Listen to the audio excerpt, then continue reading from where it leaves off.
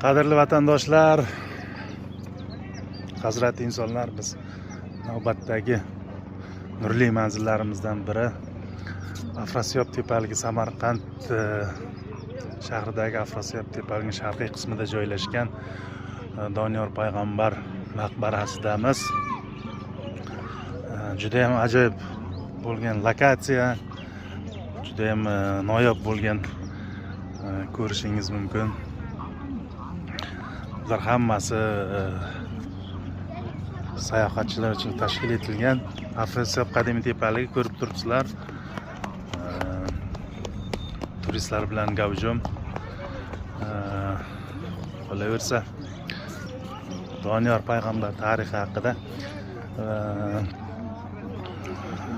qadimiy yahudiylik manbalarida, nasroniylik va islom manbalarida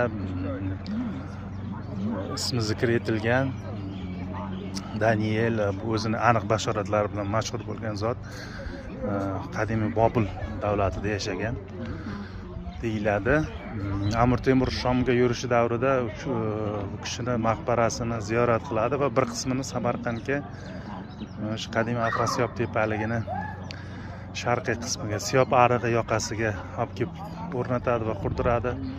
Ba'zi manbalarda 18 metr, ba'zi manbalar 30 metrgacha cho'zilgan maqbara deyiladi.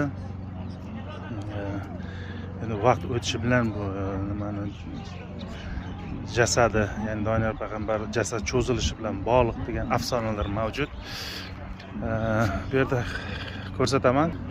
Qadimiy buloq bor. Ya'ni yer qa'ridan chiqayotgan. Ko'rib turganlaring Qo'cha Doniyor payg'ambar maqbara. Marhamat, kelishlaringiz mumkin. Juda ham ajoyib joy, so'lim joy, dam olish uchun, ziyorat qilish uchun. Bitta ahamiyatli joyini aytib o'taman. Ushbu ziyoratgohda bu yerda ham nasoralar, ham yahudiylar, ham musulmonlar kelib ziyorat qilishadi. Shu tomoni bilan bu Samarqandda, balki butun O'rta Osiyo, O'zbekistonimizda qadim Ipak yo'lidagi eng noyob, kamyob ziyoratgohlardan biri bo'lsa ajab emas. Sog' bo'lasizlar.